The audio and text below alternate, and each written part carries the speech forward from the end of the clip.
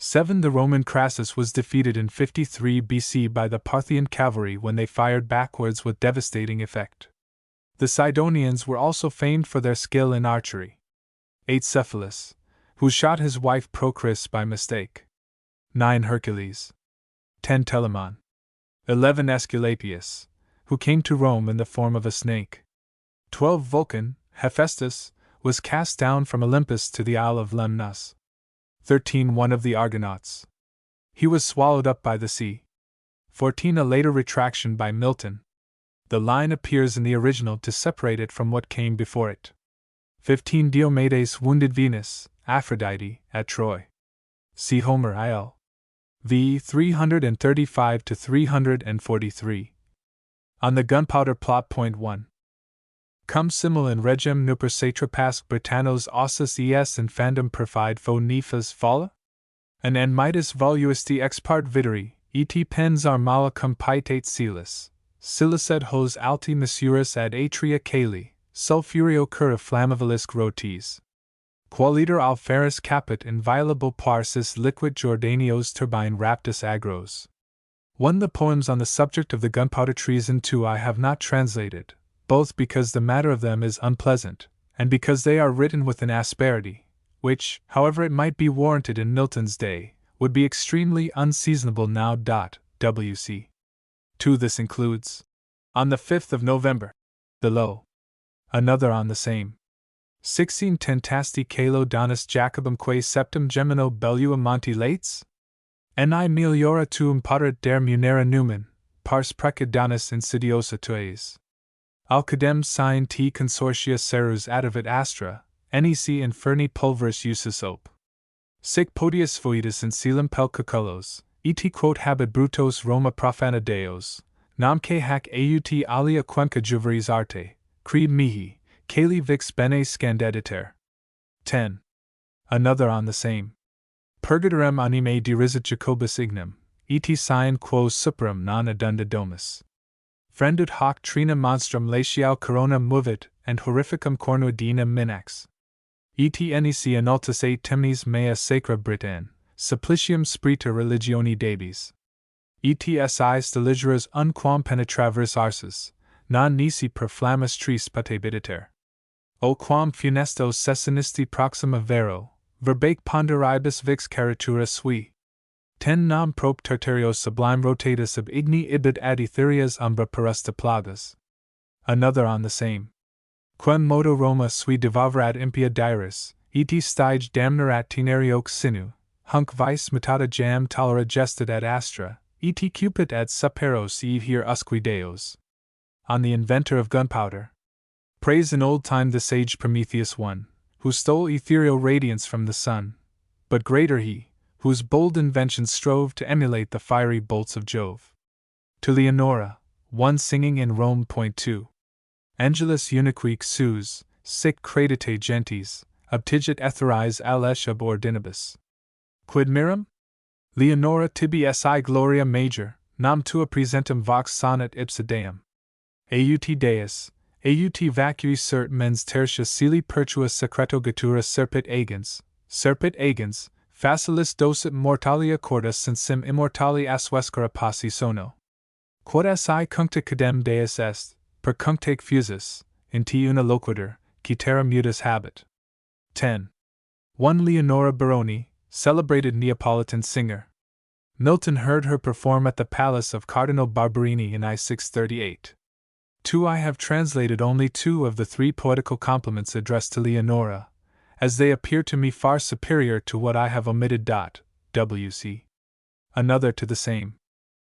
Another Leonora one once inspurred Tasso, with fatal love to frenzy furred, but how much happier lived he now, were he, pierced with whatever pangs for love of thee.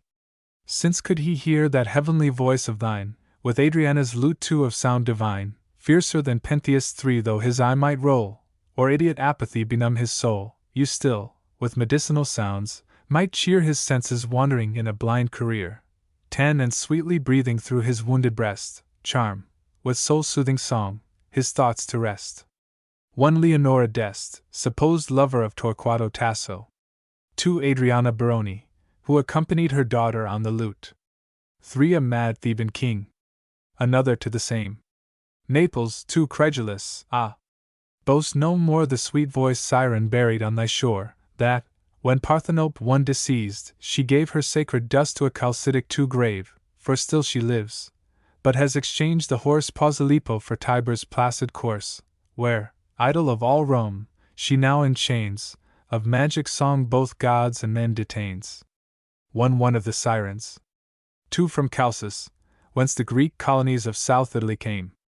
The fable of the peasant and his landlord. 1. A peasant to his lord yearly court, presenting pippins of so rich a sort that he, displeased to have a part alone, removed the tree, that all might be his own. The tree, too old to travel, though before so fruitful, withered, and would yield no more.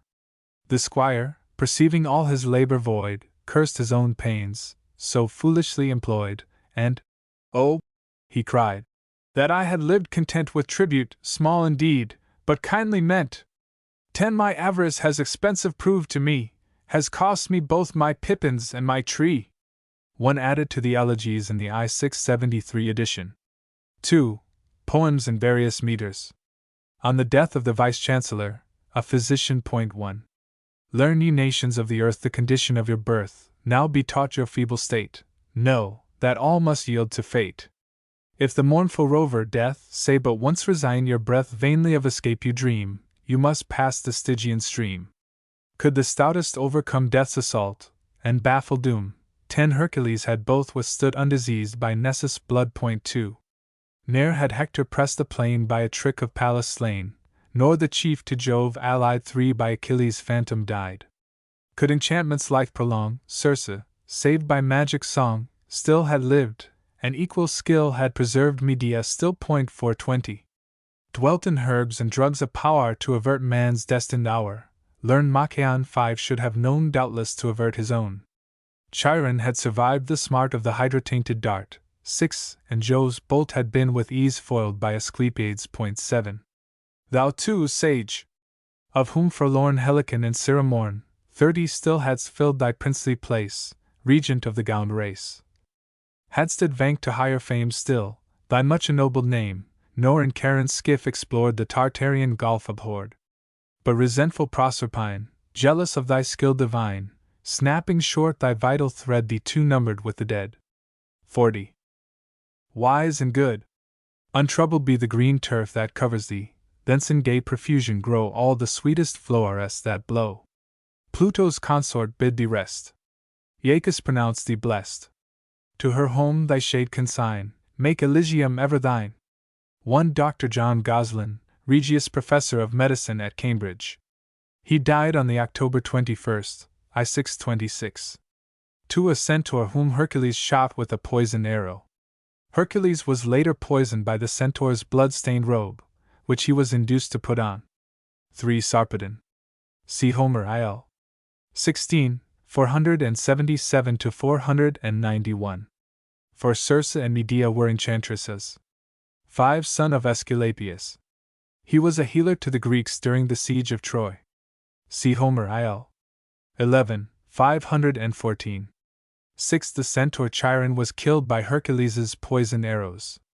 7 Aesculapius. He was killed by Jove's lightning for having saved too many from death. On the 5th of November. Anno Itat 17.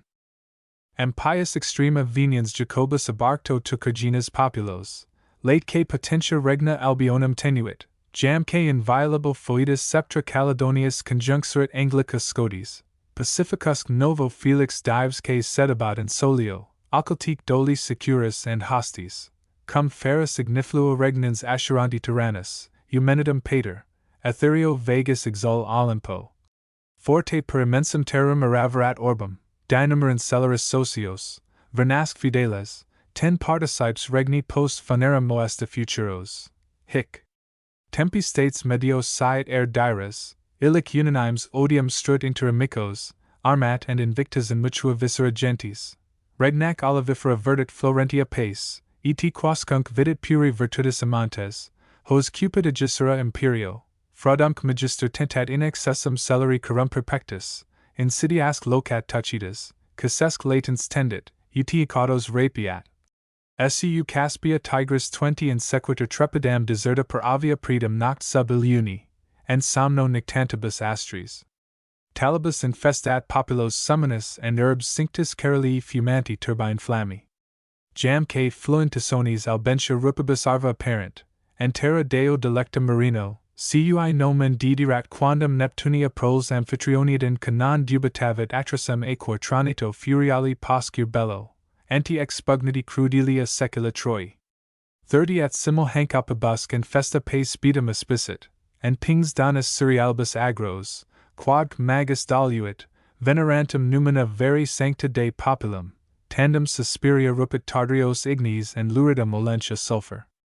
Qualia trinacria trug sub Jove clausus in Etna a flat tubifico monstrosus ab or typhoius. Ignescent oculi, stridec adamantinus ordo dentes, ut armorum frager, ictac cuspide cuspis. At perirato solemn hoc lacrimable mundo 40 in vini, dixit, gens haec mihi sola rebellis, contemtrix jugi, nostricae potentiae arte. Illa tamen mea si quicquam tentamina passant, non ferit hoc impundio, non ibid inulta, hactinus, and Pisceus licido ne tat erpanis, qua volet, adversi preacursum agmen venti, densanter nubes, and cribra tenitrua fulgent. Jamque pruinosus velux superaverat Alpes, eti tenet Ausonii fines, apart sinistra nimbifer Apenninus erat, persic Sabini, 50 dextra beneficius infamis Etruria, nec non t furtiva tibris thetidae vidit oscula dantem, hinc mavortigini consistit in arse quirini. Rediterant dabium jam sera crepuscula lusum, cum circumbreditor totem tricoronifer urbum, panificos deos portat, scapulisque virorum eviator, priant submisso poplite regis, eti mendicantum series longissima fratrum, seric in manibus gestant funalia caesi, simerius nadi in tenebris, vitam trahentes. 60 templa dine multis subiat licentiatatis, vesper erat caesar is petro, fremito est canentem sip tholus impled vacuos, and inane locorum.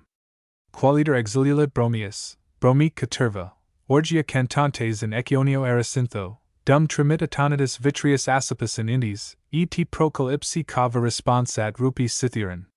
His igiter tandem seleni more paractus, nox sanis amplexus arabi taciturna reliquit, precipites compellit equos stimulant flagello, 70 captum oculis deflanta, melanchitem ferrisem, ac acarantio prognatum pater pen torpidam, and hirsutus horentem frica capillis.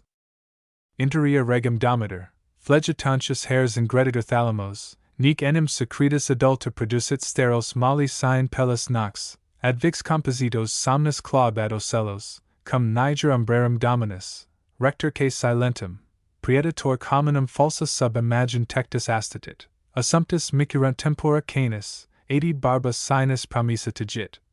Cineratia longo sermate verit humum vestis, pendet cuculis vertis de raso, and any quicquam decidet arts, cannabia lumbos constrinxit fun.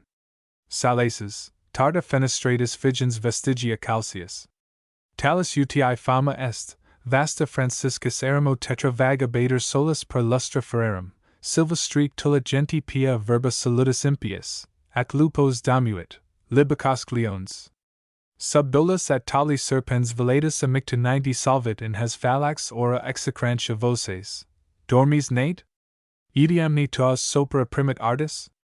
Immemoro fidei, pecorum coblite turum, dum cathedrum venerentuum, diad make triplex ridet hyperboreo gens barbara nata sub ax, dumc fertrati spernantua jura Britanni, surge, age, surge pigger, latius quem Caesara durat, cui reserata patet convexi janua cali, turgens animos, and fastus frange procases, sacrilegique sciant, tua quid maledictio possit.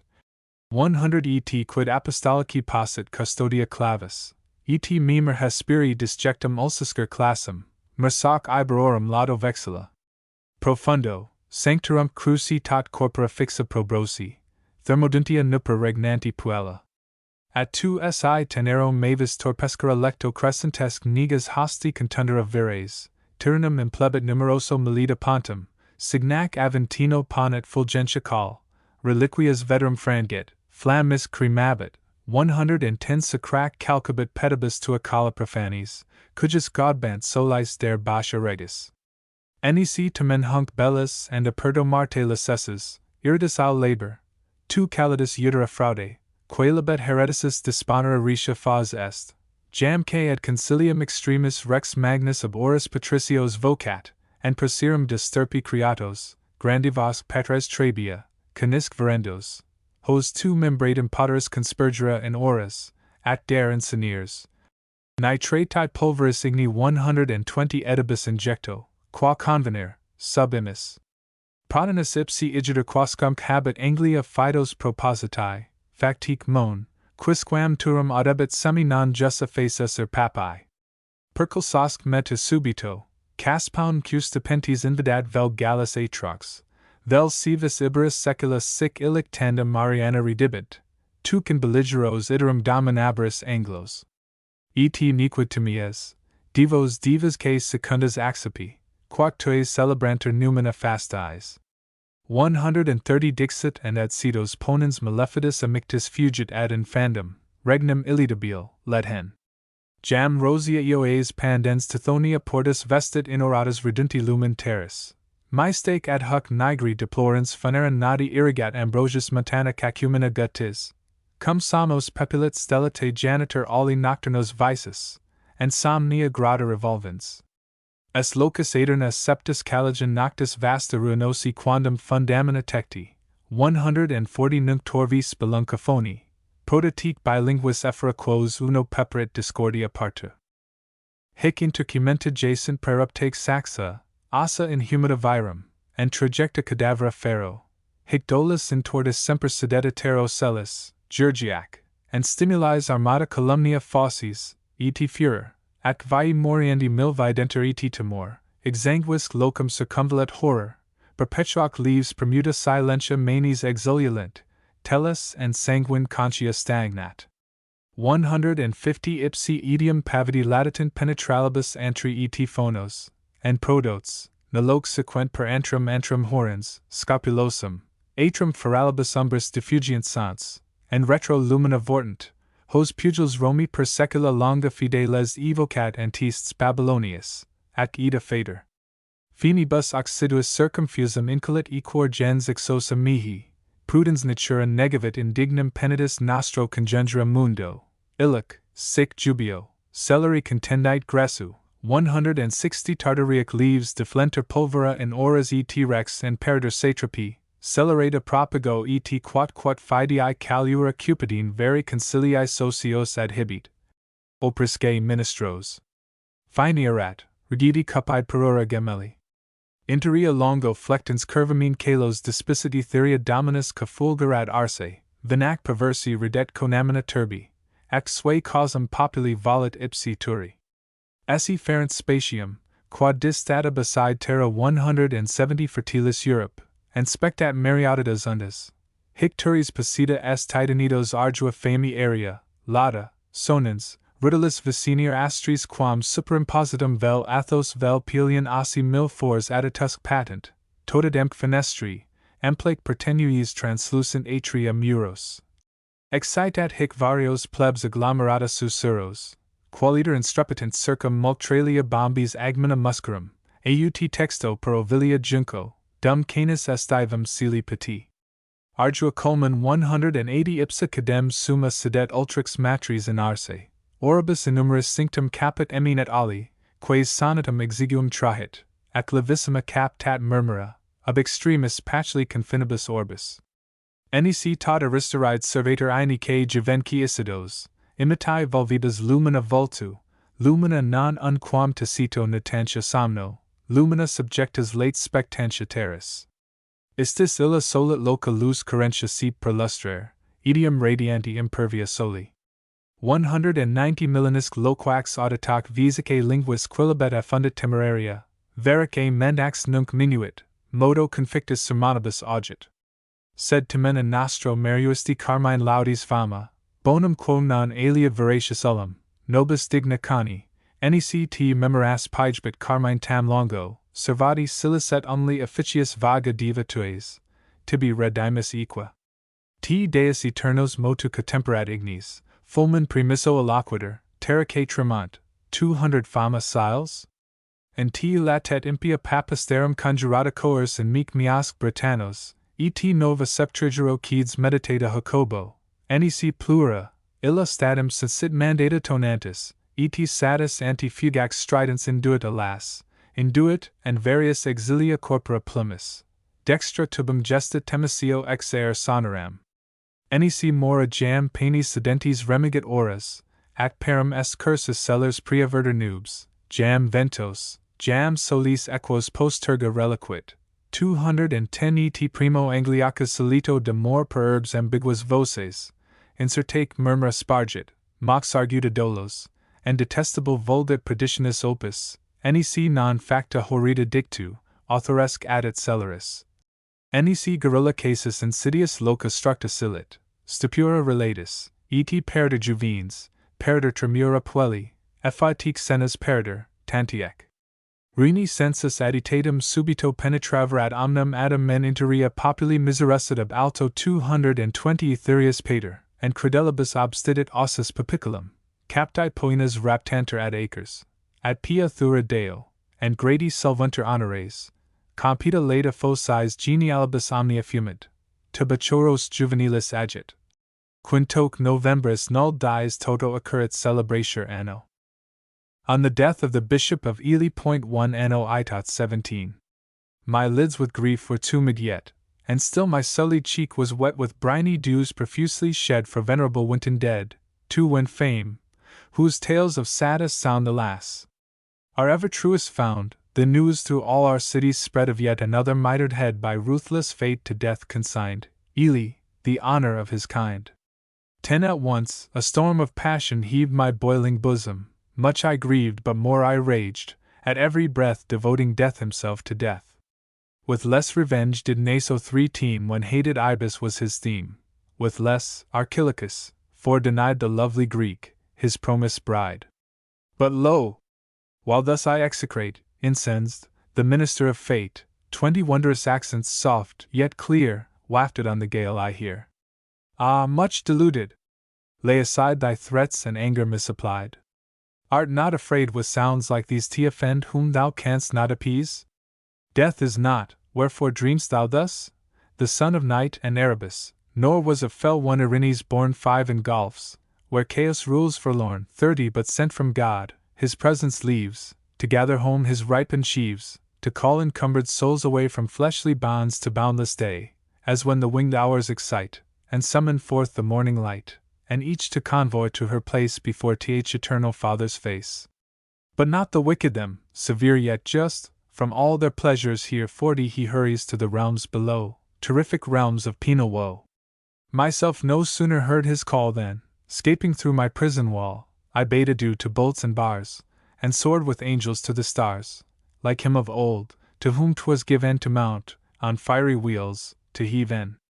Boeoti's wagon, 6 slow with cold appalled me not, nor to behold 50 the sword that vast Orion draws, or even the scorpion's horrid claws. 7 Beyond the sun's bright orb I fly, and far beneath my feet descry night's dread goddess, seen with awe, whom her winged dragons draw. Thus, ever wondering at my speed augmented still as I proceed, I pass the planetary sphere, the Milky Way, and now appear 60 heaven-esque crystal battlements, her door of massy pearl, and emerald floor. But here I cease. For never can the tongue of once a mortal man in suitable description trace the pleasures of that happy place, suffice it that those joys divine are all, and all forever, mine. 1 Nicholas Felton. 2 Dr. Felton died a few days after Andrews, Bishop of Winchester. See Milton's Third Elegy. 3 Ovid. For a Greek poet. He was refused by Lycambes as a suitor to his daughters, and in revenge lampooned the entire family. Lycambes's daughters hanged themselves. 5 Erebus and Erinnys are furies. 6 See Milton's Fifth Elegy, line 6, and the note thereto. 7 The constellation Scorpio. That nature is not subject to decay. Ah, how the human mind wearies herself with her own wanderings, and, involved in gloom impenetrable, speculates amiss. Measuring, in her folly, things divine by human, laws inscribed on adamant by laws of man's device, and counsels fixed forever, by the hours that pass and die. How shall the face of nature then be ploughed into deep wrinkles? And shall years at last on the great parent fix a sterile curse? 10 Shall even she confess old age, and halt, and palsy-smitten, shake her starry brows? Shall foul antiquity with rust and drought and famine vex the radiant worlds above? Shall time's unsated maw crave and engulf the very heaveness that regulate his flight? And was the sire of all able to fence his works, and to uphold the circling worlds, but through improvident and heedless haste let slip occasion? So then, all is lost. 20 And in some future evil hour, yon arch shall crumble and come thundering down, the poles jar in collision, the Olympian king fall with his throne, and Pallas, holding forth the terrors of her Gorgon shield in vain, one shall rush to the abyss, like Vulcan hurled down into Lemnos through the gate of Heaven. Thou also, with precipitated wheels Phoebus, thy own son's fall shalt imitate, with hideous ruin shalt impress the deep 30 suddenly, and the flood shall reek and hiss at the extinction of the lamp of day. Then too, shall Hemus cloven to his base be shattered, and the huge Ceraunian hills, two once weapons of Tartarian Dis, immersed in Erebus, shall fill himself with fear. No, the Almighty Father sure laid his deep foundations, and providing well for the event of all, the scales of fate suspended, in just equipoise, and bade 40 his universal works from age to age 110 hour hold, perpetual, undisturbed. Hence the prime mover wheels itself about continual, day by day, and with it bears in social measure swift the heaveness around. Not tardier now is Saturn than of old, nor radiant less the burning cask of Mars. Phoebus, his vigor unimpaired, still shows the effulgence of his youth, nor needs the god a downward course that he may warm the valleys. 50 But, ever rich in influence, runs his road, sign after sign, through all the heaven a wise zone. Beautiful as at first descends the star 3 from Odorfraus Ind, whose office is to gather home betimes the ethereal flock, to pour them o'er the skies again at eve, and to discriminate the night and day. Still Cynthia's changeful horn waxes and wanes alternate, and with arms extended still she welcomes to her breast her brother's beams. 60 Nor have the elements deserted yet their functions, thunder with as loud a stroke as erst smites through the rocks and scatters them, the east still howls, still the relentless north invades the shuddering Scythian, still he breathes the winter, and still rolls the storms along. The king of ocean with his wonted force beats on Pelorus, for o'er the deep is heard the hoarse alarm of Triton's sounding shell, nor swim the monsters of the Aegean Sea 70 in shallows, or beneath diminished waves. Thou too, thy antient vegetative power enjoyst, O earth. Narcissus still is sweet, and Phoebus, still thy favorite, and still thy favorite, Cytherea. 5 Both retain their beauty, nor the mountains, or enriched for punishment of man, with purer gold teemed ever, or with brighter gems the deep. Thus, in unbroken series all proceeds and shall, till, wide involving either pole, 80 and the immensity of yonder heaven, the final flames of destiny absorb the world, consumed in one enormous pyre. 1 Pallas Athena, Minerva, had the head of the Gorgon Medusa in her shield, it turned all who looked upon it into stone. 2 Phaeton, who fled from the chariot of the sun while driving it. 3 Venus, for the northeast promontory of Sicily. 5 The hyacinth, favorite of Apollo. The anemone, favorite of Venus. On the Platonic ideal as it was understood by Aristotle. Ye sister powers who o'er the sacred groves preside, and thou, fair mother of them all Mnemosyne, 1 And thou, who in thy grot immense reclined at leisure, hast in charge the archives and the ordinances of Jove, and dost record the festivals of heaven, eternity, inform us who is he, that great original by nature chosen to be the archetype of humankind, unchangeable, immortal, with the poles 10 themselves coeval. 1 Yet everywhere, an image of the god, who gave him being? Twin brother of the goddess born from Jove. 2 He dwells not in his father's mind, but though of common nature with ourselves, exists apart, and occupies a local home. Whether, companion of the stars, he spend eternal ages, roaming at his will from sphere to sphere the tenfold heaveness, or dwell on the moon's side that nearest neighbors earth, or torpid on the banks of Lethe 3 sit 20 among the multitude of souls ordered to flesh and blood, or whether, as may chance, that vast and giant model of our kind in some far distant region of this globe sequestered stalk, with lifted head on high oratoring Atlas, on whose shoulders rest the stars, terrific even to the gods. Never the Theban seer, for whose blindness proved his best illumination, him beheld 30 in secret vision, never him the son of Pleione, 5 amid the noiseless night descending, to the prophet choir revealed, him never knew Assyrian priest, 6 who yet the ancestry of Ninus 7 chronicles, and Belus, and Osiris far renowned, nor even thrice great Hermes, 7 although skilled so deep in mystery, to the worshippers of Isis showed a prodigy like him. And thou, 8 who hast immortalized the shades 40 of aka.ms, if the school received this monster of the fancy first from thee, either recall at once the banished bards to thy republic, or, thyself evinct a wilder fabulist, go also forth. 1 goddess of memory and mother of the muses. 2 Pallas Athena. 3 waters of oblivion and forgetfulness. 4 Tyrzans. See Milton's 6th Elegy, line 68. 5 Hermes Mercury. 6 Perhaps the legendary Phoenician sage Sanchuniathon. 7 A legendary Assyrian king. Belus is the Assyrian god Bel. 7 Hermes Trismegistus, author of Neoplatonic works much esteemed. 8 Plato. To my father. O that Pyrea's spring one would through my breast pour its inspiring influence, and rush no rill, but rather an o'erflowing flood. That, for my venerable father's sake all meaner themes renounced, my muse, on wings of duty borne, might reach a loftier strain. For thee, my father! Howso it please, she frames this slender work, nor know I aught, that may thy gifts more suitably requite, though to requite them suitably would ask 10 returns much nobler, and surpassing far the meager stores of verbal gratitude.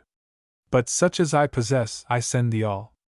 This page presents thee in their full amount with thy son's treasures, and the sum is naught save the riches that from airy dreams in secret grottos and in laurel bowers I have, by golden Clio's 2 gift, acquired. Verse is a work divine, despise not thou verse therefore, which evinces, nothing more, 20 man's heave and a wise source, and which, retaining still some scintillations of Promethean fire, bespeaks him animated from above. The gods love verse, the infernal powers themselves confess the influence of verse, which stirs the lowest deep, and binds in triple chains of adamant both Pluto and the shades.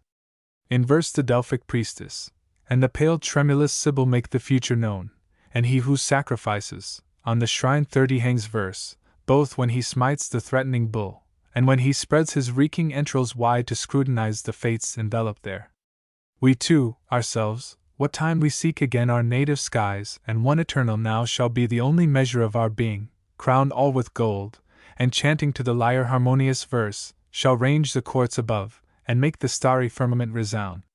And even now, the fiery spirit pure 40 that wheels yon circling orbs directs himself, their mazy dance with melody of verse unutterable, immortal, hearing which huge Ophiuchus 3 holds his hiss suppressed, Orion, softened, drops his ardent blade, and Atlas stands unconscious of his load. Verse graced of old the feast of kings, ere yet luxurious dainties destined to the gulf immense of gluttony were known, and ere Laius foredeluged yet the temperate board. 50 Then sat the bard a customary guest to share the banquet, and his length of locks with beechen honors bound, proposed in verse the characters of heroes and their deeds to imitation, sang of chaos old, of nature's birth, of gods that crept in search of acorns fallen, and of the thunderbolt not yet product from Etna's fiery cave. And what avails, at last, tune without voice, devoid of matter? Such may suit perhaps 60 the rural dance, but such was ne'er the song of Orpheus, whom the stream stood still to hear, and the oaks followed.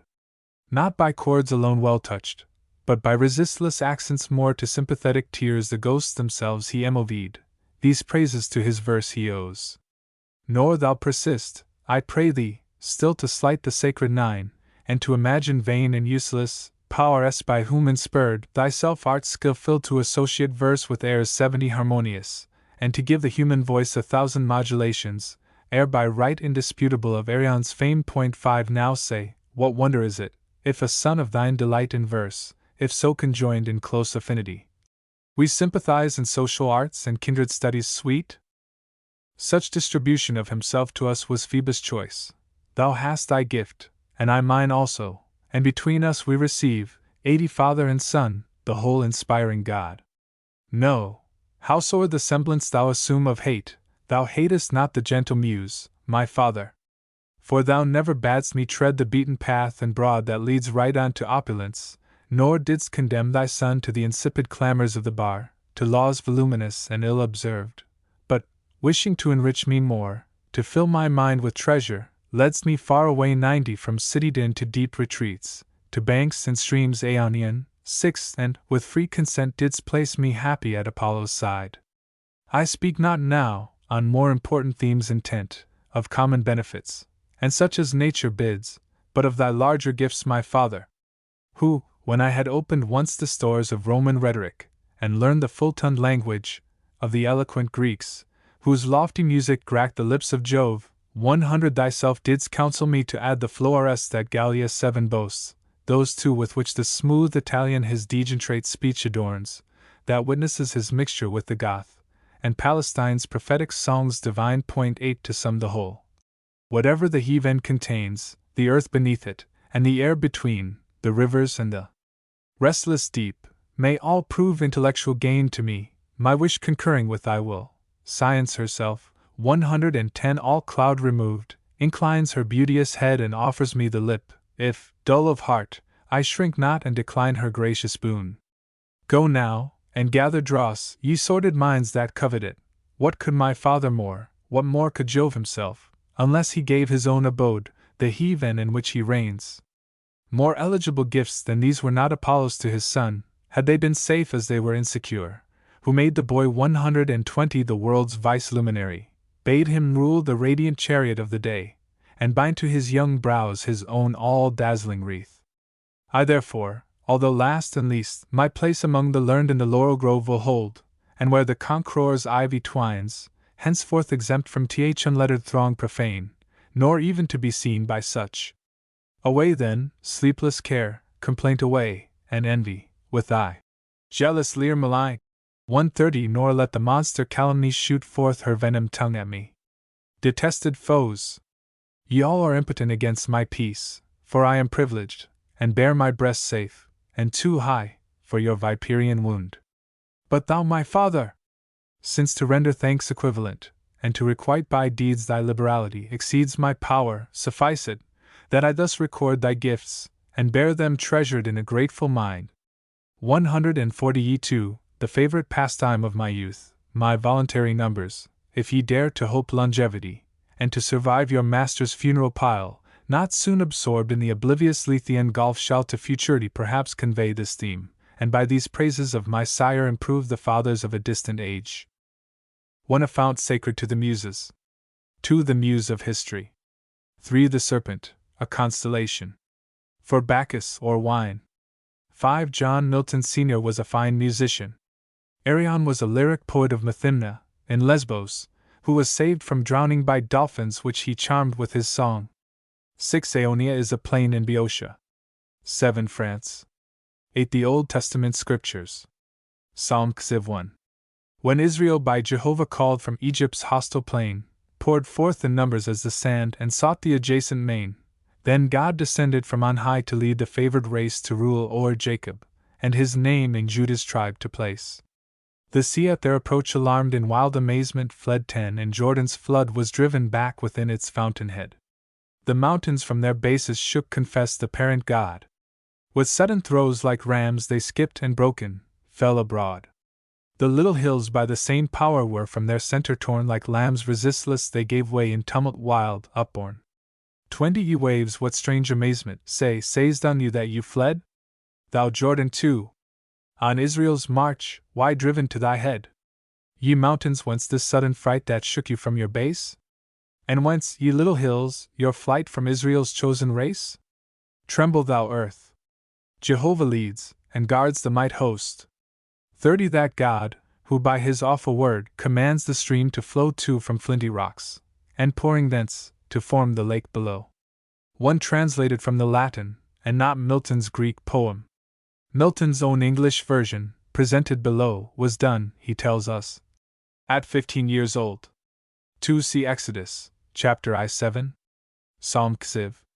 When the blessed seed of Terah's faithful son, one after long toil their liberty had won, and passed from Pharaon 2 fields to Canaan land, led by the strength of the Almighty's hand, Jehovah's wonders were in Israel shown, his praise and glory was in Israel known. That saw the troubled sea, and shivering fled, and sought to hide his froth-becurled head low in the earth. Jordan's clear streams recoil, as a faint host that hath received the foil. 10 The high, huge-bellied mountains skip like rams amongst their ewes, the little hills like lambs. Why fled the ocean? And why skipped the mountains? Why turned Jordan toward his crystal fountains? Shake earth, and at the presence be aghast of him that ever was, and I shall last, that glassy floods from rugged rocks can crush, and make soft rills from the fiery flintstones gush. 1 Abraham. 2 Egyptian. The philosopher and the king. A philosopher, included in the same sentence of condemnation with several guilty persons among whom he had been apprehended, sent the following lines, composed suddenly in the moment when he was going to death, to a certain king whom had ignorantly condemned him. Know this, O king, that if thou shalt destroy me, no man's enemy, and who have lived obedient to the laws, thou mayst with ease strike off a wise man's head, but, taught the truth hereafter, shalt with vain regret deplore thy city's loss of one, her chief support.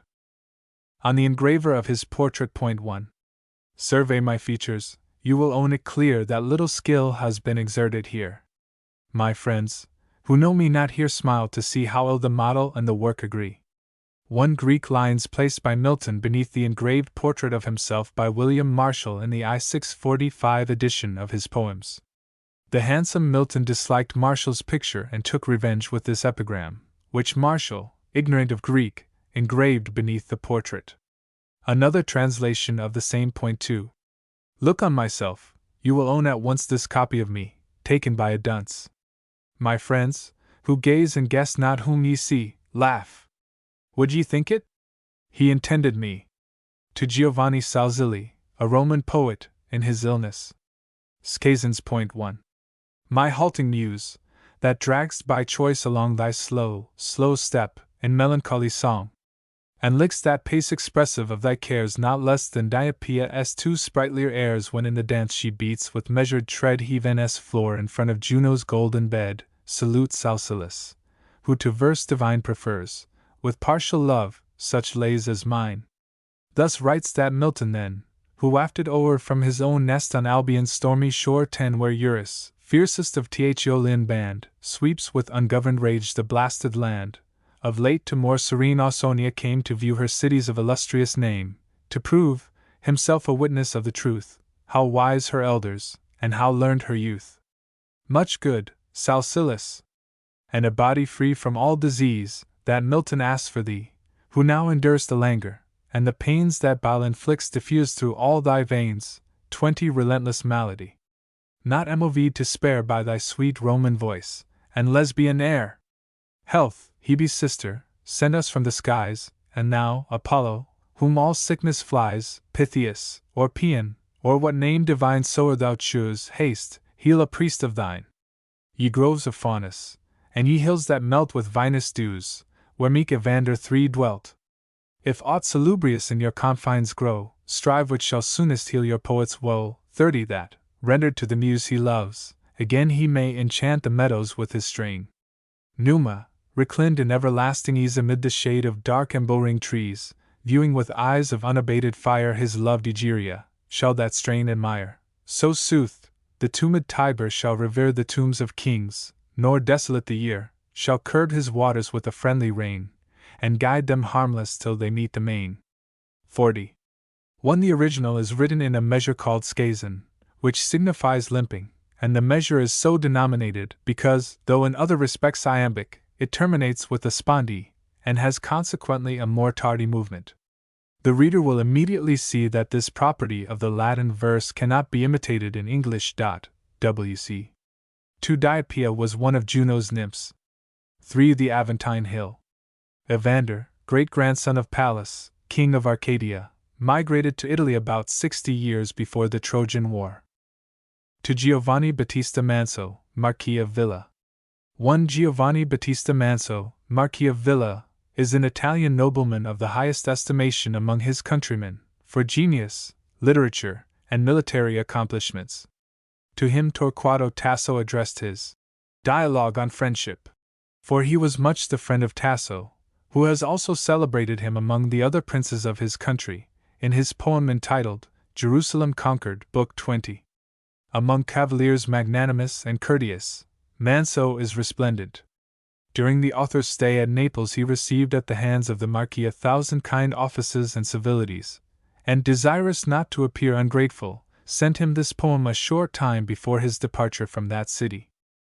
These verses also to thy praise the 920 Manso.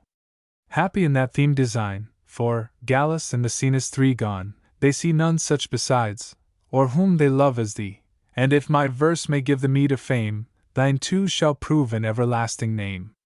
Already such, it shines in Tasso's page, for thou wast Tasso's friend, from age to age, and next, the muse consigned, not unaware how high the charge, Marini 4 to thy care, 10 who, singing, to the nymphs, Adonis praise, boasts thee the patron of his copious lays. To thee alone the poet would entrust his latest vows, to thee alone his dust, and thou with punctual piety hast paid in labored brass thy tribute to his shade. Nor this contented thee but lest the grave should aught absorb of theirs, which thou couldst save, all future ages thou hast deigned to teach the life, lot, genius, character of each, 20 eloquent as the Carian sage, 5 who, true to his great theme, the life of Homer drew. I therefore, though a stranger youth, who come chilled by rude blasts that freeze my northern home, thee dear to Clio confident proclaim, and 9, for Phoebus' sake, a deathless name. Nor thou, so kind, wilt view with scornful eye a muse scarce reared beneath our sullen sky, who fears not, indiscreet as she is young, to seek in Latium hearers of her song. 30 We too, where Thames with his unsullied waves the tresses of the blue-haired ocean laves, hear oft by night, or, slumbering, seem to hear o'er his wide stream, the swan's voice warbling clear, and we could boast the tittering 6 of yore, who trod, a welcome guest, your happy shore. Yes, dreary as we own our northern clime, e'en we to Phoebus raise the polished rhyme, we too serve Phoebus. Phoebus has received, if legends old may claim to be believed, 40 no sordid gifts from us, the golden ear, the burnished apple, ruddiest of the year, the fragrant crocus, and to grace his fane, fair damsels chosen from the Druid train Druids, our native bards in ancient time, who gods and heroes praised in hallowed rhyme. Hence, often as the maids of Greece surround Apollo's shrine with hymns of festive sound, they named the virgins who arrived of yore with British offerings on the Delian shore, 50 Loxo, from giant Coryneus sprung, Euppus, on whose blessed lips the future hung, and Hecate 7 with the golden hair, all decked with pickish hues, and all with bosoms bare. Thou therefore, happy sage, whatever clime shall ring with Tasso's praise in after time, or with Marini's, shalt be known their friend, and with an equal flight to fame ascend. The world shall hear how Phoebus and the 9 were inmates, once, and willing guests of thine. 60 Yet Phoebus, when of old constrained to roam the earth, an exile from his heathen home, entered, no willing guest, at Medas' 8 door, though Hercules had entered there before. But gentle Chiron's 9 cave was near, a scene of rural peace, clothed with perpetual green, and thither, oft as respite he required from rustic clamors loud, the god returned.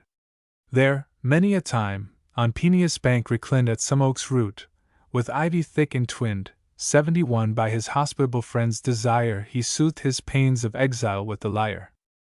Then shook the hills, then trembled Peneus' shore, nor Ida 10 felt his load of forests more, the upland elms descended to the plain, 11 and softened lynxes wondered at the strain.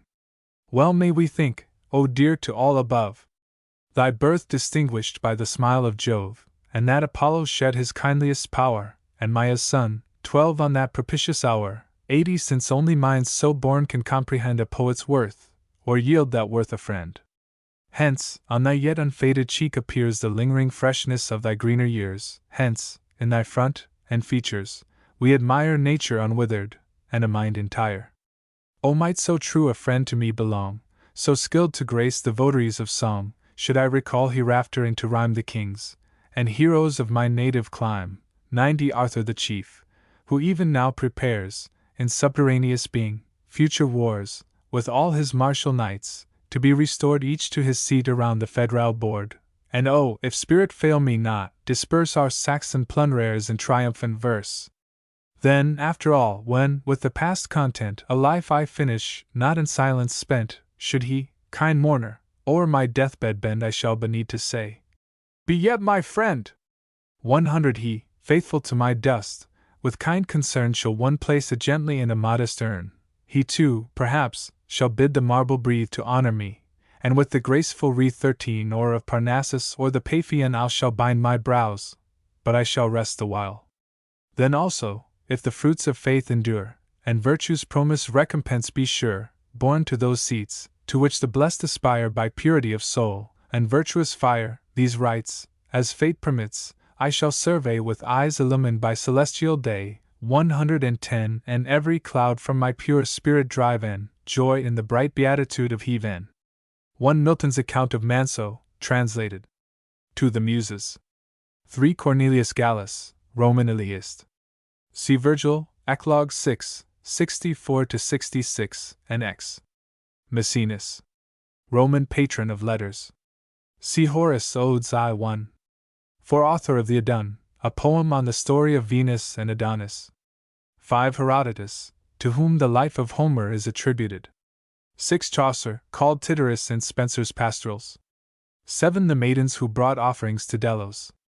Loxo, descended from the ancient British hero, Corineus, Euphis, a prophetess, and Hecate. 8 Admetus was king of Thessaly. Apollo was for a year his shepherd. 9 See Homer, Il. 11, 830-831, and Ovid met. 2, 630. 10 metric tons, Ida, between Thessaly and Aetolia. 11 See Ovid met. X. 87 I06, where the trees crowd to hear Orpheus sing. 12 Hermes. 13 The wreaths of victors, made from the laurel, which grew on empty Parnassus, sacred to the Muses, and the myrtle, sacred to Venus, a shrine to whom was at Paphos in Cyprus. The death of Damon. The argument. Thyrsis and Damon, shepherds and neighbors, had always pursued the same studies, and had, from their earliest days, been united in the closest friendship. Thyrsis, while traveling for improvement, received intelligence of the death of Damon, and after a time, returning and finding it true, deplores himself and his solitary condition in this poem. By Damon is to be understood Charles Diodati, connected with the Italian city of Lucca by his father's side, in other respects an Englishman, a youth of uncommon genius, erudition, and virtue.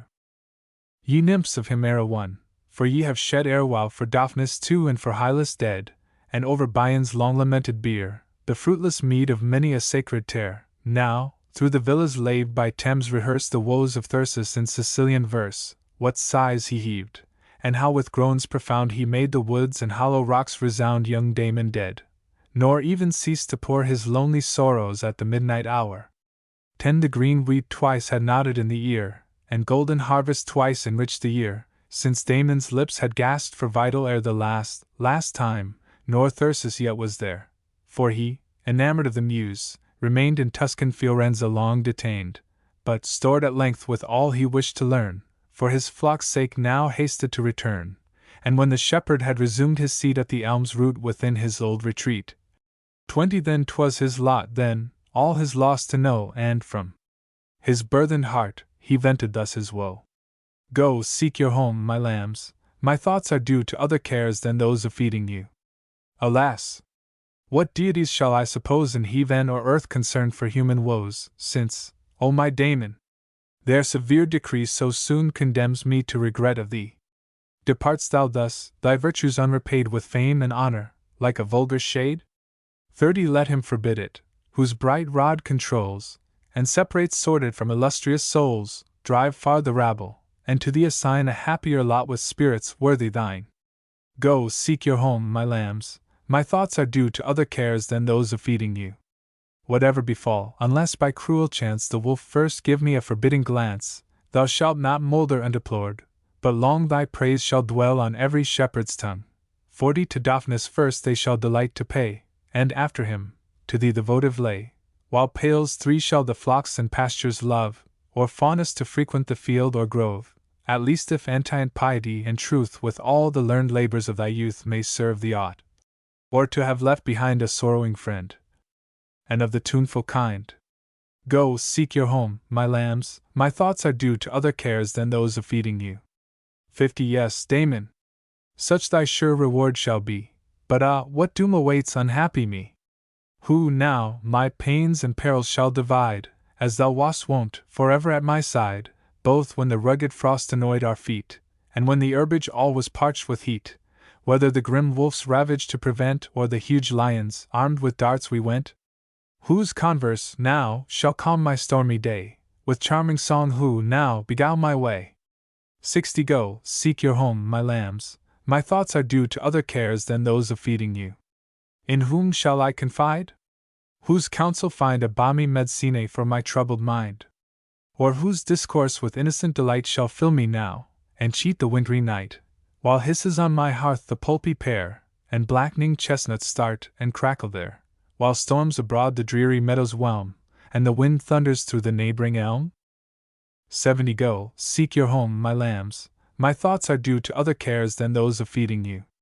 Or who, when summer suns their summit reach, and Pan sleeps hidden by the sheltering beach, when shepherds disappear, nymphs seek the sedge, and the stretched rustic snores beneath the hedge, who then shall render me thy pleasant vein of Attic wit, thy jests, thy smiles again? Go, seek your home, my lambs, my thoughts are due to other cares than those of feeding you. 80 Where glens and valleys are thickest overgrown with tangled boughs, I wander now alone till night descend, while blustering wind and shore beat on my temples through the shattered bower. Go, seek your home, my lambs, my thoughts are due to other cares than those of feeding you. Alas, what rampant weeds now shame my fields, and what a mildewed crop the furrow yields!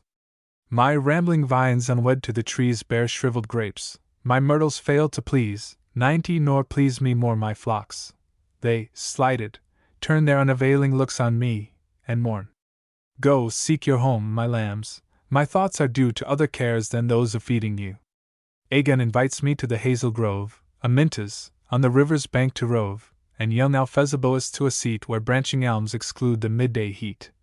Here fountains spring, here mossy hillocks rise, here zephyr whispers and the stream replies. 100 Thus each persuades, but deaf to every call I gain the thickets, and escape them all. Go, seek your home, my lambs, my thoughts are due to other cares than those of feeding you. Then Mopsus said, the same who reads so well the voice of birds, and what the stars foretell, for he by chance had noticed my return, what means thy sullen mood, this deep concern? Ah, Thyrsis, thou art either crazed with love, or some sinister influence from above. 110 Dull Saturn's influence off the shepherd rue, his leaden shaft oblique has pierced thee through. Go, go, my lambs, unpastured as ye are, my thoughts are all now due to other care. The nymphs amazed my melancholy see, and Thyrsis cry, what will become of thee? What wouldst thou, Thyrsis? Such should not appear the brow of youth, stern, gloomy, and severe. Brisk youth should laugh and love. Ah, shun the fate of those twice wretched mopes who love too late. 120 Go, go, my lambs, unpastured as ye are, my thoughts are all now due to other care.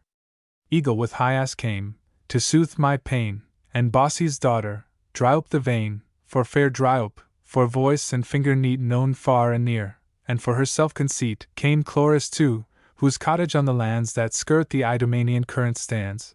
But all in vain they came, and but to see kind words and comfortable lost on me. 130 Go, go, my lambs, unpastured as ye are, my thoughts are all now due to other care.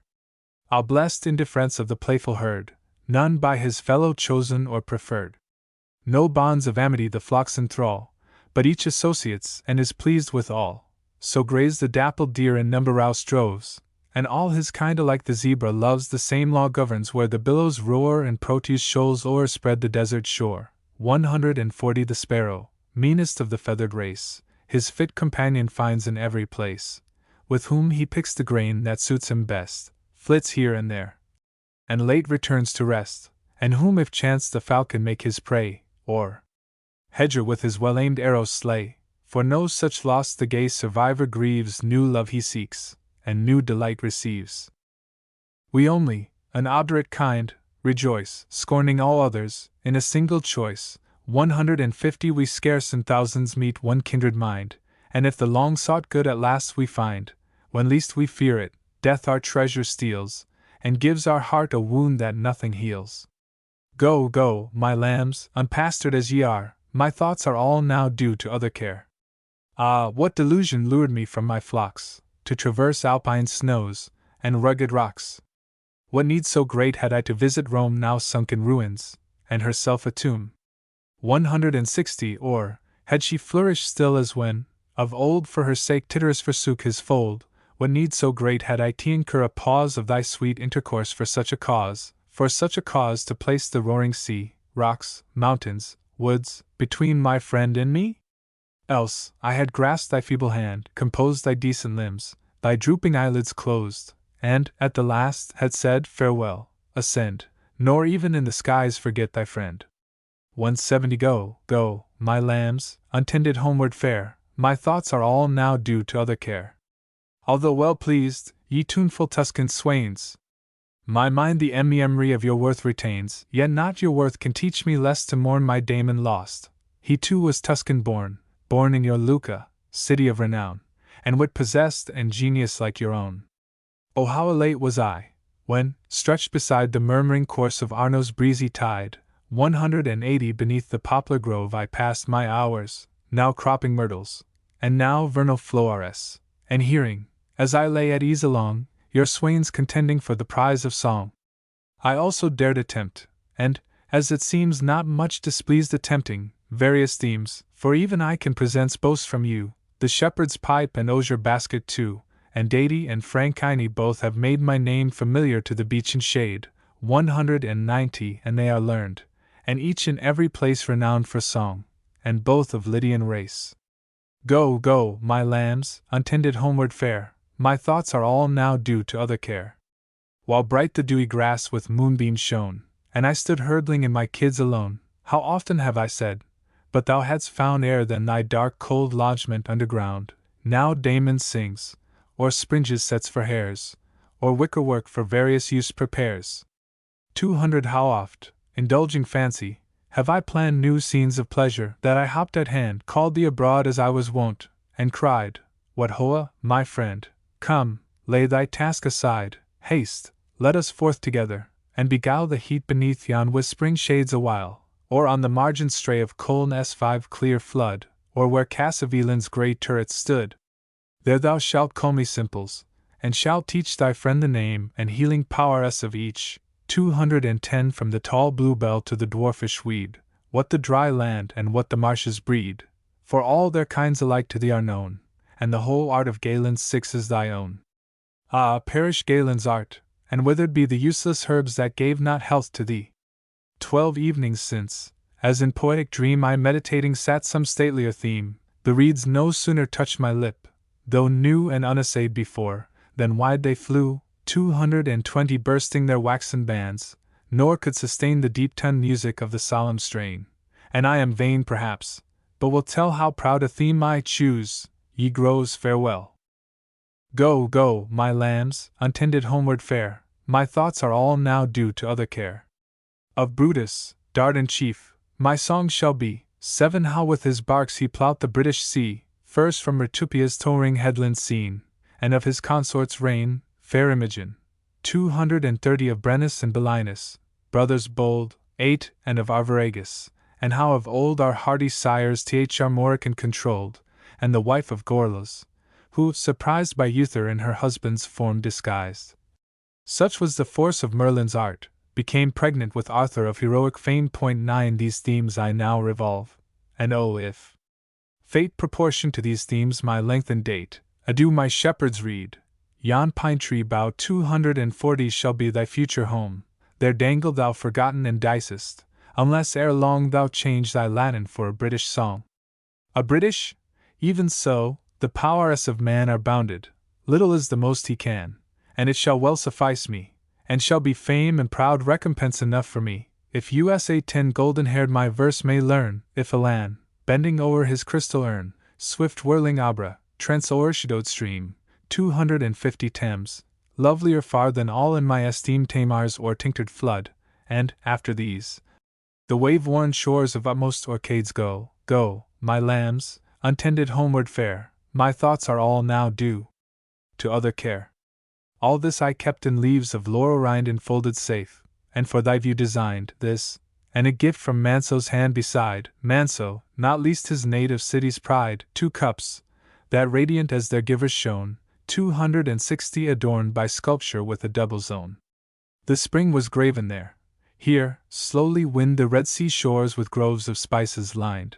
Her plumes of various hues amid the boughs the sacred, solitary phoenix shows, and watchful of the dawn, reverts her head to see Aurora 11 leave her watery bed. In other part, expansive vault above, and there too, even there, the god of love, with quiver armed he mounts, his torch displays 270 of vivid light, his gem-tipped arrows blaze around, his bright and fiery eyes he rolls, nor aims at vulgar minds or little souls nor deigns one look below, but aiming high sends every arrow to the lofty sky, hence, forms divine, and minds immortal learn the power of Cupid, and enamored burn. Thou also, Damon, neither need I fear that hope delusive, thou art also there. For whither should simplicity like thine 280 retire, where else such spotless virtues shine? Thou dwell'st not, thought profane, in shades below, nor tears soothe thee, cease then my tears to flow away with grief on Damon ill bestowed, who, pure himself, has found a pure abode, has passed the showy arch, henceforth resides with saints and heroes, and from flowing tides quaffs copious immortality and joy with hallowed lips. Oh! Blessed without alloy, and now enriched with all that faith can claim, 290 look down entreated by whatever name, if Damon please thee most, that rural sound, shall oft with echoes fill the groves around, or if Diodotus, by which alone in those ethereal mansions thou art known. Thy blush was maiden, and thy youth the taste of wedded bliss knew never, pure and chaste, the honors, therefore, by divine decree the lot of virgin worth are given to thee. Thy brows encircled with a radiant band, 300 and the green palm branch waving in thy hand thou immortal nuptials shalt rejoice and join with seraphs thy according voice, where rapture reigns, and the ecstatic lyre guides the blessed orgies of the blazing choir. 1 A river in Sicily. 2 Subject of Theocritus's lament for Daphnis, idle eye, in which Thyrsis is the morning shepherd. Hylas was taken away by nymphs who admired his beauty, and Bion is the subject of Moschus's epitaph of Bion, Idyll 3. 3 Goddess who was protector of the flocks. Faunus is god of the plains and hills around Rome. 4 Characters in Ovid's Metamorphoses. 5 A river near St. Albans. Cassivellaunus was a British chieftain who opposed Caesar. See Gallic War v. 11. 6 Medicine. Diodati took medical training at Cambridge. 7 Milton's planned epic opened with the Dardanian, i.e. Trojan, fleet, under Brutus, approaching England. 8 Brennus and Belinus were kings of Brittany who, according to Spenser's Faerie Queene, razed Greece, and conquered France and Germany. Arviragus led the Britons against Claudius. 9 C. Mallory's Morte d'Arthur. 10 A river in Oxford. 11 Goddess of the Dawn. To Mr. John Rouse, librarian of the University of Oxford. An ode won on a lost volume of my poems which he desired me to replace that he might add them to my other works deposited in the library. Strophe I. My twofold book. Single in show but double in contents, neat, but not curiously adorned, which in his early youth a poet gave, no lofty one in truth, although an earnest wooer of the muse, say, while in cool Ausonian 2 shades or British wilds he roamed, striking by turns his native lyre, by turns the Daunian lute 10 and stepped almost in air. Antistrophe. Say, little book, what furtive hand thee from thy fellow books conveyed, what time, at the repeated suit of my most learned friend, I sent thee forth an honored traveller from our great city to the source of Thames, Carolean sire, where rise the fountains and the raptures ring, of the Aeonian choir, 320 durable as yonder spheres, and through the endless lapse of years secure to be admired? Strophe 2. Now what god or demigod for Britain's ancient genius Emovid, if our afflicted land have expiated at length the guilty sloth of her degenerate sons, shall terminate our impious feuds, and discipline, with hallowed voice, recall? 30 Recall the Muses too driven from their antient seats in Albion, and well nigh from Albion's shore, and with keen Phoebean shafts piercing unseemly birds, whose talons menace us shall drive the harpy race from Helicon afar? Antistrophe. But thou, my book, though thou hast strayed, whether by treachery lost or indolent neglect, thy bearer's fault, 40 From all thy kindred books, to some dark cell or cave forlorn, where thou endurest, perhaps, the chafing of some hard untutored hand, be comforted, for lo! Again the splendid hope appears that thou mayst yet escape the gulfs of Lethe, and on hoary wings mount to the everlasting courts of Jove. Strophe 3. Since roused desires thee, and complains 50 that though by promise his, thou yet appear'st not in thy place among the literary noble stores given to his care, but absent, leav'st his numbers incomplete. He, therefore, guardian vigilant of that unperishing wealth, calls thee to the interior shrine, his charge, where he intends a richer treasure far than Ion kept. Ion, Erechtheus' son 460 illustrious, of the fair Creusa born, in the resplendent temple of his god, tripods of gold and Delphic gifts divine. Antistrophe. Haste, then, to the pleasant groves, the Muses' favourite haunt, resume thy station in Apollo's dome, dearer to him than Delos, or the forked Parnassian hill.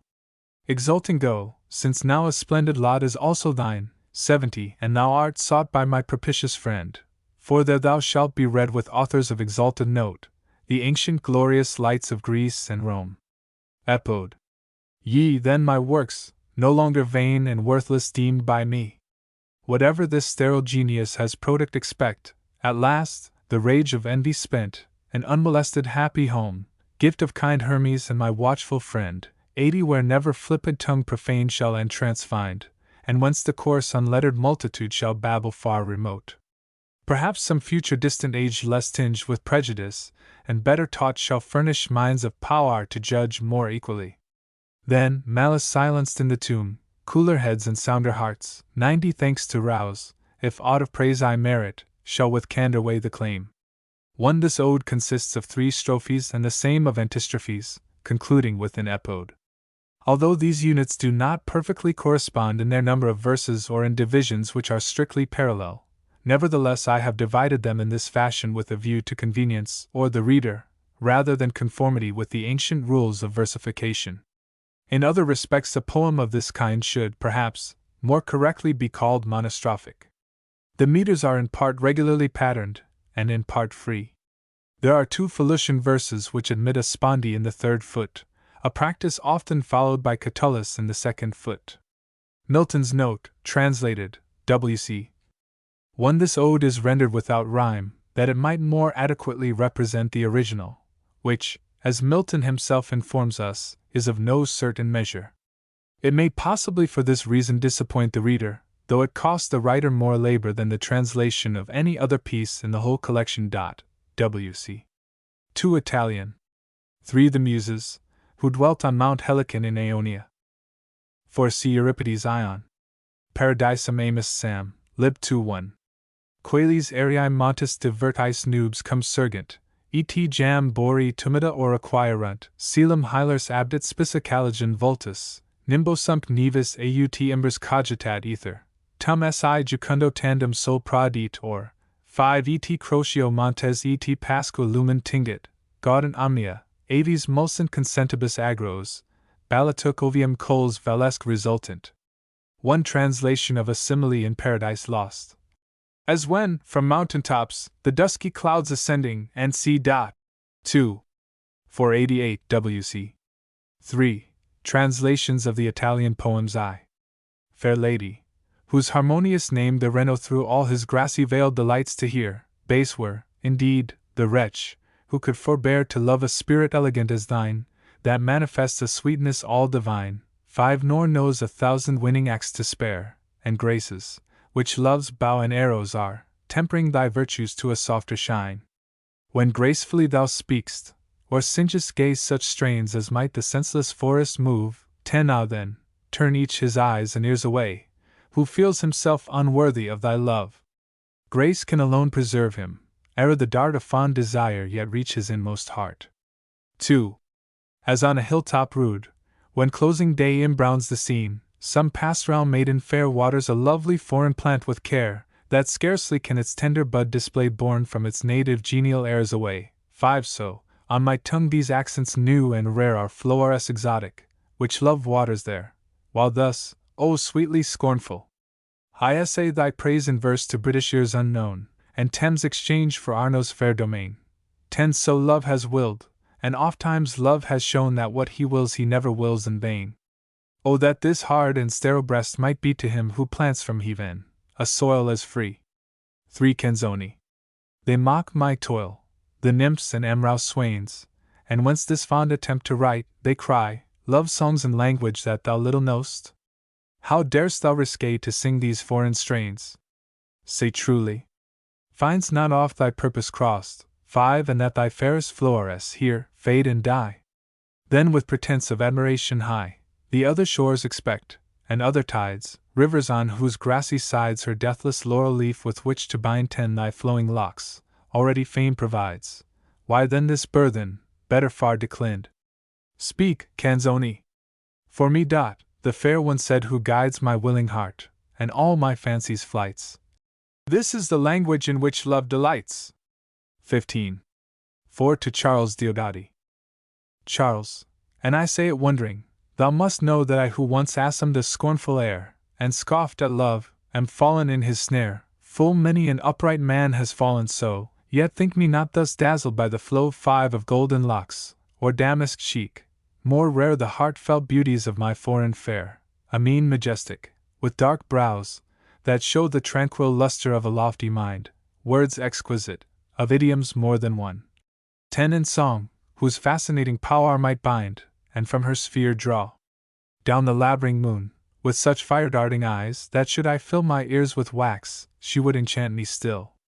Thee, lady, it cannot be, but that thine eyes must be my sun, such radiance they display and strike me even as Phoebus him, whose way through torrid Libya's sandy desert lies. Meantime, on that side steamy vapors rise 5. Where most I suffer. Of what kind are they? New as to me they are, I cannot say, but deem them, in the lover's language, sighs. Some, though with pain, my bosom close conceals, which, if in part escaping thence, they tend to soften thine, they coldness soon congeals. While others to my tearful eyes ascend, whence my sad nights and shores are ever drowned, till my Aurora comes, her brow with roses bound. 6.1. Enamored, artless, young, on foreign ground, uncertain whither from myself to fly, to thee, dear lady, with an humble sigh let me devote my heart, which I have found by certain proofs not few, intrepid, sound, 5. Good, and addicted to conceptions high. When tempests shake the world, and fire the sky, it rests in adamant self wrapped around, as safe from envy, and from outrage rude, from hopes and fears, that vulgar minds abuse. 10. As fond of genius, and fixed fortitude, of the resounding lyre, and every muse. Weak you will find it in one only part, now pierced by love's immedicable dart. One it has ever been thought difficult for an author to speak gracefully of himself, especially in commendation, but Milton, who is gifted with powers to overcome difficulties, of every kind, is eminently happy in this particular. He has spoken frequently of himself both in verse and prose, and he continually shows that he thought highly of his own endowments. But if he praises himself, he does it with that dignified frankness and simplicity of conscious truth, which renders even egotism respectable and delightful, whether he describes the fervent and tender emotions of his juvenile fancy, or delineates his situation in the decline of life. When he had to struggle with calamity and peril, the more insight he affords us into his own sentiments and feelings, the more reason we find both to love and revere him. W.C. Appendix: Cooper's translation of Andrew Marvell's To Christina, Queen of Sweden, N.C. To Christina, Queen of Sweden, with Cromwell's picture. Point 1. Christina, maiden of heroic mien, star of the north, of northern stars the queen, behold, what wrinkles I have earned, and how the iron cask still chafes my veteran brow, while following fate's dark footsteps, I fulfilled the dictates of a hardy people's will. But softened, in thy sight, my looks appear, not to all queens or kings alike severe. One written on Cromwell's behalf, this poem was originally uttered to Milton, hence Cooper's inclusion of it. It has since been recognized as the work of marvel. Appendix: Poems from the Latin prose works. Translated by various hands. Epigram from Pro Populo Anglicano Defensio, I 650. Translated by Joseph Washington, I 692. On Salmasius's Hundrada. Who taught Salmasius, the French chattering pie, one to try at English, and Hundrada, to cry. The starving rascal, flushed with just 100 English Jacobuses, 300, blundered. An outlawed king's last stock dot, 100 more, would make him pimp for th anti-Christian whore, 4 and in Rome's praise employ his poison breath, who once threatened to stink the Pope to death. 1 I. the magpie. 2 Salmasius attempted to do certain English words in his Latin. 100 was a division of an English shire. 3 The Jacobus was a gold coin named for James I. 4 Salmasius attacked the Pope in De Primata Papae, in I 645. Epigrams from the Defensio Secunda, I 654. Translated by Robert Fellows, I 878. On Salmasius. Rejoice, ye herrings, and ye ocean fry, who, in cold winter, shiver in the sea. The night, Salmasius, one pitying your hard lot, bounteous intends your nakedness to clothe, and lavish of his paper, is preparing Cartasius jackets to invest you all, jackets resplendent with his arms and fame, exultingly parade the fishy mart, and sing his praise with checkered livery, that well might serve to grace the lettered store of those who pick their noses and ne'er read. 1 A play on Salmon. Lines concerning Alexander More. 1. O Pontia, teeming with More's Gallic seed, you have been more D2 enough, and no more need. 1 Wrongly utter. To Milton, who prefaced these lines with Ingenii hoc disticant. Some ingenious person wrote this distich. Milton wrongly believed More to be the author of a libel against him. 2 It is impossible to give a literally exact rendering of this. I have played upon the name as well as I could in English. Rf. Appendix: Translation of a letter to Thomas Young, translated by Robert Fellows, I 878. To my tutor, Thomas Young. Though I had determined, my excellent tutor, to write you an epistle in verse, yet I could not satisfy myself without sending also another in prose, for the emotions of my gratitude, which your services so justly inspire, are too expansive and too warm to be expressed in the confined limits of poetical meter. They demand the unconstrained freedom of prose, or rather the exuberant richness of Asiatic phraseology. Thought it would far exceed my power accurately to describe how much I am obliged to you, even if I could drain dry all the sources of eloquence, or exhaust all the topics of discourse which Aristotle or the famed Parisian logician has collected. You complain with truth that my letters have been very few and very short, but I do not grieve at the omission of so pleasurable a duty, so much as I rejoice at having such a place in your regard as makes you anxious often to hear from me. I beseech you not to take it amiss, that I have not now written to you for more than 3 years, but with the usual benignity to impute it rather to circumstances than to inclination. For heaven knows that I regard you as a parent, that I have always treated you with the utmost respect, and that I was unwilling to tease you with my compositions. And I was anxious that if my letters had nothing else to recommend them, they might be recommended by their rarity. And lastly, since the ardor of my regard makes me imagine that you are always present, that I hear your voice and contemplate your looks, and as thus, I charm away my grief by the illusion of your presence, I was afraid when I wrote to you the idea of your distant separation should forcibly rush upon my mind, and that the pain of your absence, which was almost soothed into quiescence, should revive and disperse the pleasurable dream. I long since received your desirable present of the Hebrew Bible. I wrote this at my lodgings in the city, not, as usual, surrounded by my books. If, therefore, there be anything in this letter which either fails to give pleasure or which frustrates expectation, it shall be compensated by a more elaborate composition as soon as I return to the dwelling of the Muses. 1. London, March 26, I 625. 1 IE Cambridge. Appendix. Translations of the Italian poems by George MacDonald, I 876. O Lady fair, whose honoured name doth grace green vale and noble ford of Renault's stream, of all worth void the man I surely deem whom thy fair soul enamoureth not apace, when softly self-revealed in outer space 5 by actions sweet with which thy will doth teem, and gifts, love's bow and shafts in their esteem who tend the flowers one day shall crown thy race. When thou dost lightsome talk or gladsome sing, a power to draw the hill trees rooted hard, tend the doors of eyes and ears let that man keep, who knows himself unworthy thy regard. Grace from above alone him help can bring, that passion in his heart strike not too deep. 2.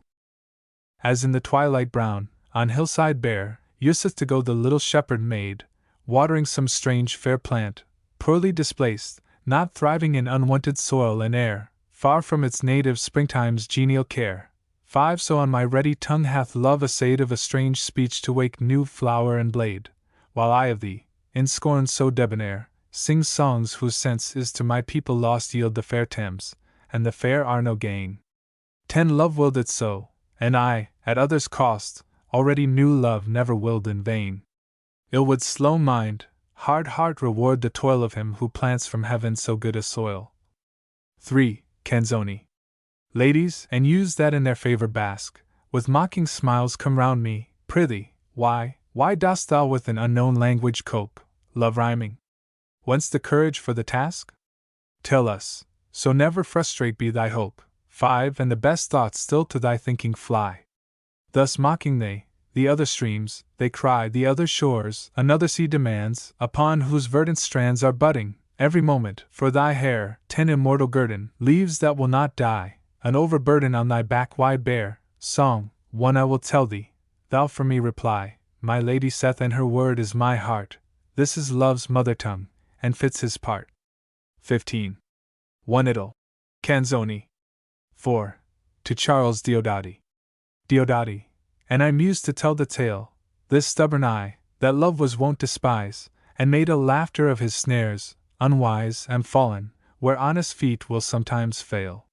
Not golden tresses, not a cheek vermeil, 5 bewitched me thus, but in a new world guise, a beauty that the heart beatifies, a mien where high-souled modesty I hail, eyes softly splendent with a darkness dear, a speech that more than one tongue vassal hath, 10 A voice that in the middle hemisphere might make the tired moon wander from her path, while from her eyes such potent flashes shoot, that to stop hard my ears would little boot.